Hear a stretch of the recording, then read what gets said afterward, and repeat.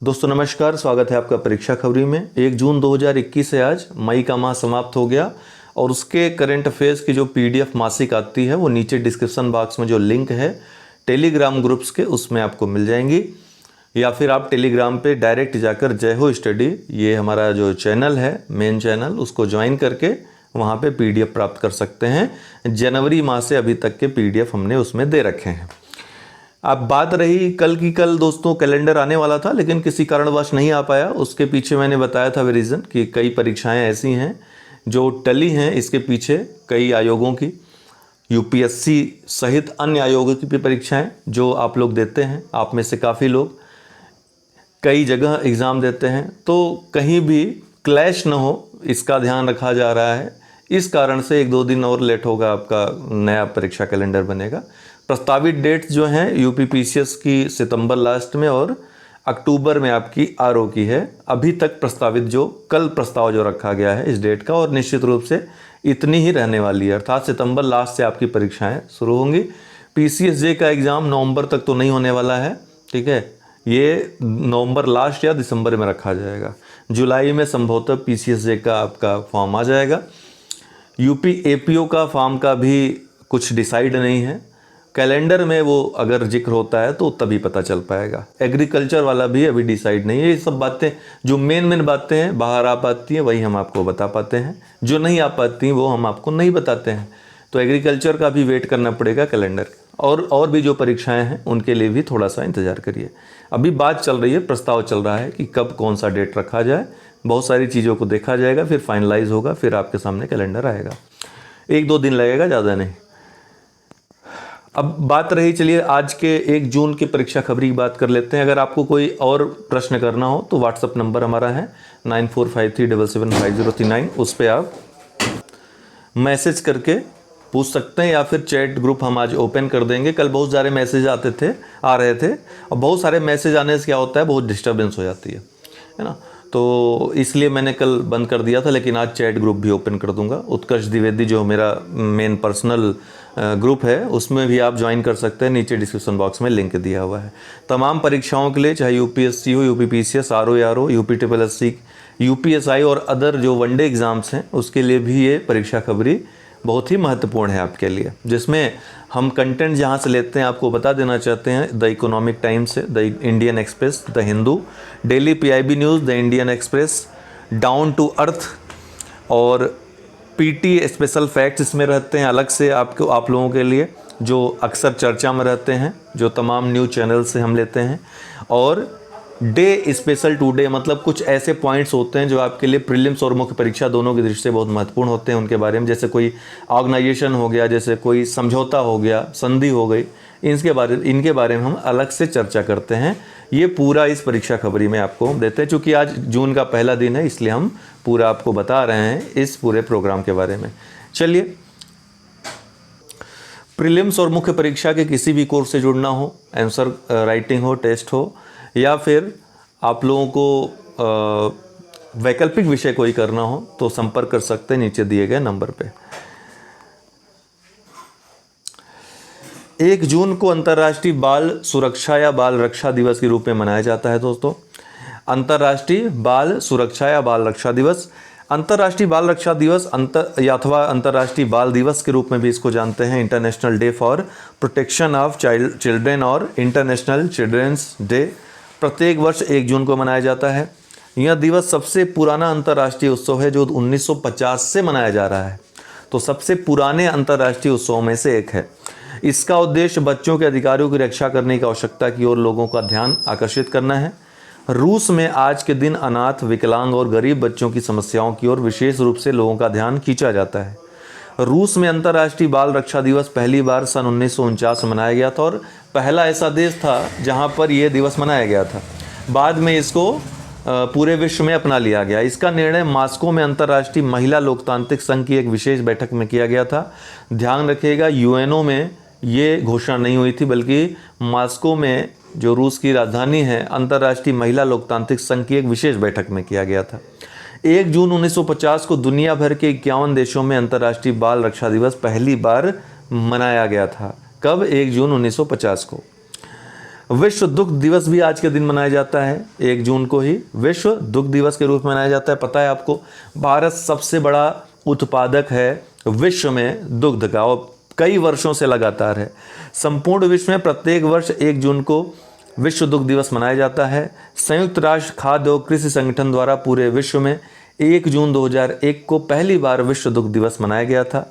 इसका उद्देश्य विश्व भर में दूध की उपयोगिता की ओर जनता का ध्यान आकर्षित करना एवं दूध और डेयरी उद्योग से जुड़ी गतिविधियों को दुग्ध पर ध्यान देने और प्रचार करने का अवसर प्रदान करता है।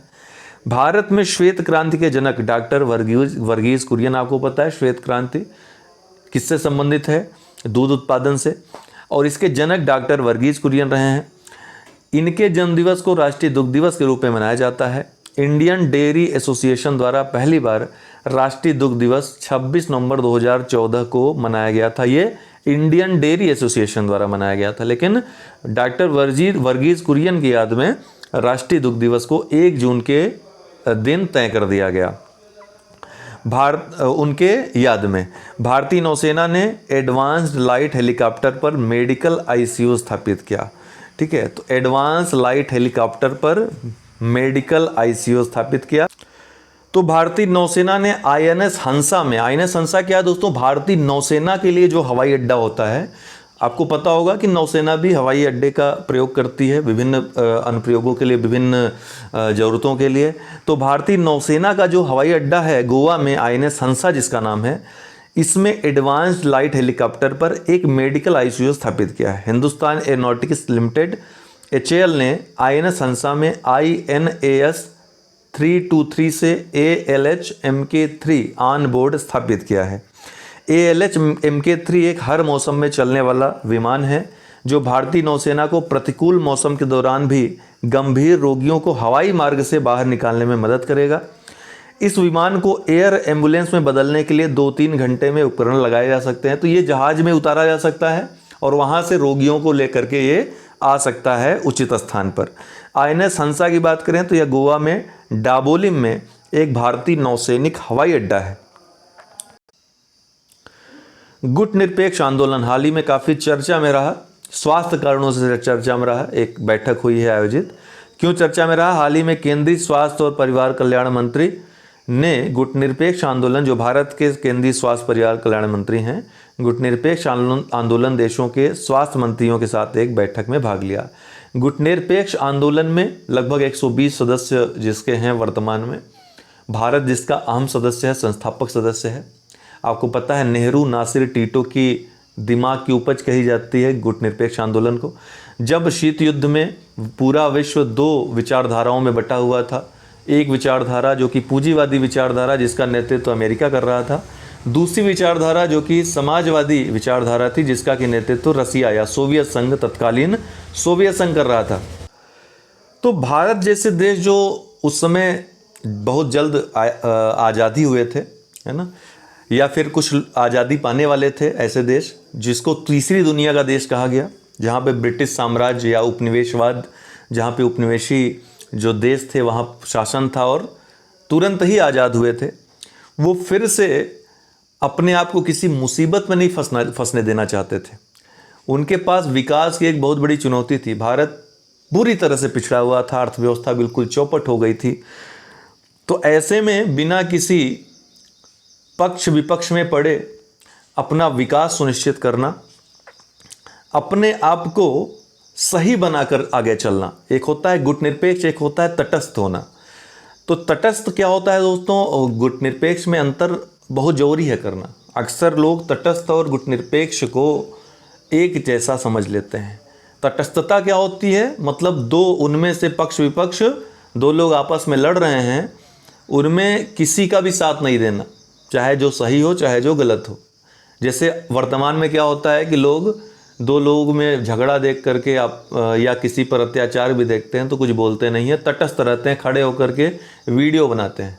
तो इसको कहते हैं तटस्थता, जो कि एक बुराई है। लेकिन गुटनिरपेक्षता क्या होता है कि हमेशा सही का साथ देना, ये गुटनिरपेक्षता की सही और व्यापक परिभाषा है। अक्सर गुटनिरपेक्षता को संकीर्ण परिभाषा में ही देखा जाता है। पुस्तकों में तमाम विद्वान भी संकीर्ण परिभाषा को ही महत्व देते हैं। लेकिन गुटनिरपेक्षता को अगर संकीर्णता में देखेंगे तो उसको तटस्थता समझने की भूल कर ली जाएगी, जो कि बिल्कुल सही नहीं होगा। तो भारत जैसे देशों ने निर्णय लिया कि हम किसी पक्ष विपक्ष में नहीं पड़ेंगे, बल्कि विकास के लिए पूरे विश्व का सहयोग प्राप्त करेंगे और उपनिवेशवाद के अगेंस्ट हमेशा खड़े रहेंगे। हम निशस्त्रीकरण की बात करेंगे, हम शांति की बात करेंगे। तो एक नए नेतृत्वकर्ता के रूप में भारत का उदय ये था, और एक बहुत बड़ी कूटनीतिक रणनीतिक आप समझ सकते हैं जीत मानी जा सकती है ये नेहरू की। यह शीत युद्ध के दौरान 1945 से 1991 के बीच, क्योंकि अगर किसी पक्ष में उस समय भारत चला जाता या अमेरिका में चला जाता अथवा रसिया में चला जाता, तो हमें आज तक जो अमेरिका और रसिया के साथ, दोनों के साथ हमारा जो अच्छा संबंध है, वो क्या हम बरकरार रख पाते? क्या इतना सहयोग जो हमें आज तक प्राप्त हुआ है, क्या हम प्राप्त कर पाते? क्या ऐसा संभव हो पाता? इसका जवाब है नहीं। तो हम समान रूप से पूरे विश्व के, चाहे वो समाजवादी धड़े के देश हों, चाहे पूंजीवादी धड़े के देश हों, दोनों से पर्याप्त रूप से सहयोग प्राप्त करने में, दोनों से पर्याप्त दोस्ती कायम करने में इसीलिए सक्षम रह पाए हैं क्योंकि हम गुट निरपेक्ष रहे हैं। हमने हमेशा सही का साथ दिया है। हालांकि इसमें आलोचनाएं भी बहुत हैं कि भारत कभी अमेरिका के पक्ष में, कभी रसिया के पक्ष में झुका रहा है ना, चाहे वो गलत हो चाहे सही हो। तो वो देखिए विदेश नीति है। विदेश नीति में हमेशा अपने हितों को साधा जाता है, अपने हितों के अनुरूप संबंध बनाए जाते हैं। वो एक अलग टॉपिक है जिस पर चर्चा काफ़ी जब होगी तब आपको पता चलेगा, नहीं ये गुटनिरपेक्षता का उल्लंघन नहीं बल्कि अपनी विदेश नीति के अपने हितों को साधने की बात है, जो कि प्रत्येक देश करता है स्वतंत्र रूप से। तो यह शीत युद्ध 1945 और 1991 के बीच जो चला, उसके दौरान राज्यों के एक संगठन के रूप में गठित किया गया था, जो औपचारिक रूप से खुद को संयुक्त राज्य अमेरिका या सोवियत संघ के साथ संरेखित नहीं करना चाहता था। न चाहते हुए भी आज का वीडियो थोड़ा सा लंबा हो गया है, लेकिन कोई बात नहीं है, आपके काम की चीज़ें हैं। लेकिन स्वतंत्र या तटस्थ रहने की मांग करता था। वर्ष 1955 के बांडुंग सम्मेलन के 6 वर्ष बाद गुटनिरपेक्ष देशों के आंदोलन को बेलग्रेड के पहले शिखर सम्मेलन में व्यापक भौगोलिक आधार पर स्थापित किया गया था, जो सितंबर 1961 में आयोजित किया गया था। बांडुंग सम्मेलन, ठीक है, जो बेलग्रेड का पहला शिखर सम्मेलन हुआ था, यहीं पर गुटनिरपेक्ष अर्थात नैम ऑर्गेनाइजेशन की संगठन की स्थापना हुई थी। इस सम्मेलन का आयोजन यूगोस्लाविया के जोसेफ ब्रोज टीटो, जिनको टीटो कहते हैं, मिस्र के जमाल अब्देल नासिर, भारत के जवाहरलाल नेहरू, घाना के कामे नकरुमाह और इंडोनेशिया के सुकर्णो के नेतृत्व में आयोजित किया गया था। साम्राज्यवाद, उपनिवेशवाद, नव उपनिवेशवाद, जातिवाद आदि सभी रूपों के खिलाफ उनके संघर्ष में राष्ट्रीय स्वतंत्रता, संप्रभुता, क्षेत्रीय अखंडता और गुटनिरपेक्ष देशों की सुरक्षा सुनिश्चित करने के लिए निर्मित इस संगठन का उद्देश्य वर्ष 1979 के हवाना उद्घोषणा में बताया गया था। पूछा भी गया है यूपीएससी में कि हवाना उद्घोषणा किससे संबंधित है, तो गुटनिरपेक्ष से संबंधित है। अप्रैल 2018 तक इसमें 120 सदस्य थे। नैम का कोई औपचारिक संविधान या स्थायी सचिवालय नहीं है। वर्ष 2020 में अजरबैजान के राष्ट्रपति इल्हाम अलीयेव, जो कि वर्तमान में भी अध्यक्ष हैं, इनकी पहल पर उनकी अध्यक्षता में गुटनिरपेक्ष आंदोलन की बैठक बुलाई गई। ध्यातव्य है कि गुटनिरपेक्ष आंदोलन का जो बैठक होती है प्रत्येक वर्ष नहीं आयोजित होती है ना, ये ध्यान रखिएगा। चीन ने खत्म की 2 बच्चों वाली नीति, अब 3 संतानों की मिली अनुमति। एक बड़ी खबर है। चाइना, चूंकि अंततः उसको ये काम करना ही था, बूढ़े उसमें बढ़ रहे थे, जवान कम हो रहे थे, इसलिए चीन ने खत्म कर दी 2 बच्चों वाली नीति, अब 3 संतानों की मिली अनुमति। चीनी सरकार ने हाल ही में अपने नागरिकों के लिए बच्चों के जन्म को लेकर लगाए गए प्रतिबंधों में ढील दे दी है। पहले देश में अधिकतम 2 बच्चों को जन्म देने की इजाज़त थी, लेकिन अब अधिकतम बच्चों की संख्या बढ़ाकर 3 कर दी गई है। सरकार ने यह कदम घटती प्रजनन दर में सुधार लाने और वर्क फोर्स की संख्या में आ रही गिरावट को रोकने हेतु उठाया है। वर्ष 2019 में चीन में प्रसव दर लगभग 6 दशकों में सबसे निचले स्तर पर आ गई थी। आंकड़ों के अनुसार वर्ष 2010 से 2020 के बीच चीन में जनसंख्या बढ़ने की रफ्तार मात्र 0.53% थी, जबकि वर्ष 2000 से 2010 के बीच ये रफ्तार 0.57% थी। यानी पिछले 2 दशकों में चीन में जनसंख्या बढ़ने की रफ्तार कम हो गई है। नवीनतम आंकड़ों के अनुसार देश की जनसंख्या 2010 के मुकाबले 5.38% या 7.206 करोड़ बढ़कर 1.41178 अरब हो गई है। तो बहुत कम मात्रा में जनसंख्या बढ़ी है वहाँ पे। इसके पहले हमने आपको बताया था जनसंख्या संबंधित आंकड़े जो चाइना के आए थे, वो आप देख सकते हैं। आपको पता है 1 चाइल्ड पॉलिसी भी कभी चाइना ने अपनाया था, फिर मजबूरी में आकर उसको 2 करना पड़ा, अभी 3 कर दिया है। हो सकता है भविष्य में और ज़्यादा करने पड़े। एनएसए अजीत डोभाल ने सजग पोत को कमीशन किया। तो राष्ट्रीय सुरक्षा सलाहकार अजीत डोभाल ने भारतीय तटरक्षक अपतटीय गश्ती पोस्ट सजग को कमीशन किया है, अर्थात सेवा में लगा दिया है। ऑफशोर पेट्रोल वेसल सजग का निर्माण गोवा शिपयार्ड लिमिटेड द्वारा किया गया है। अत्याधुनिक मशीनरी, नवीनतम तकनीक, सेंसर और उपकरणों के साथ समुद्री सशस्त्र बलों के लिए स्वदेशी रूप से विकसित जहाज़ों के लिए इसको बनाया गया है।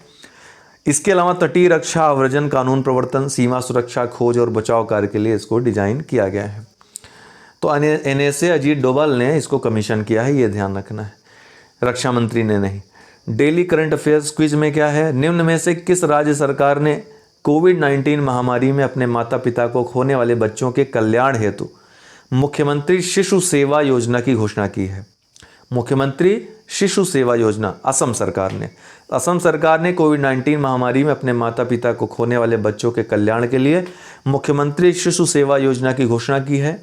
मुख्यमंत्री हेमंत बिस्व शर्मा ने कहा कि उनकी सरकार राज्य में कोविड-19 के कारण अनाथ हुए बच्चों की बेहतर शिक्षा एवं कौशल विकास के लिए अभिभावकों को हर महीने 3500 रुपये की आर्थिक सहायता उपलब्ध कराएगी। जिन बच्चों के परिवार में देखभाल करने वाला कोई नहीं है, उन्हें आवासीय विद्यालयों या संस्थानों में भेजा जाएगा और इसका खर्च सरकार उठाएगी। यूएचआई क्या है, जिसको यूनिफाइड हेल्थ इंटरफेस कहते हैं, जिसे केंद्र सरकार राष्ट्रीय डिजिटल स्वास्थ्य मिशन के तहत लॉन्च करने जा रही है। पीसीएसजे वालों के लिए और एपी वालों के लिए थोड़ा महत्वपूर्ण प्रश्न है, क्योंकि फुल फॉर्म उसमें पूछता है। तो केंद्र सरकार राष्ट्रीय डिजिटल स्वास्थ्य मिशन के तहत इसको लॉन्च करने जा रही है, ये महत्वपूर्ण फैक्ट है। सरकार ने राष्ट्रीय डिजिटल स्वास्थ्य मिशन के तहत संचालन के विस्तार को फास्ट ट्रैक करने का निर्णय लिया है। सरकार एक यूनिफाइड हेल्थ इंटरफेस शुरू करने जा रही है, जो लोगों को ऑनलाइन चिकित्सा परामर्श और लैब टेस्ट की बुकिंग सहित स्वास्थ्य सेवाओं की मेजबानी के लिए डिजिटल प्लेटफॉर्म का उपयोग करने में सक्षम बनाएगा। तो बहुत बहुत धन्यवाद। अगर पसंद आया हो वीडियो तो लाइक करें, शेयर करें और डेली वीडियो अवश्य देखें। प्लेलिस्ट जून की अलग बना दे रहे हैं, आप लोग जून के वीडियोस प्लेलिस्ट में जाकर देख सकते हैं। बहुत बहुत धन्यवाद।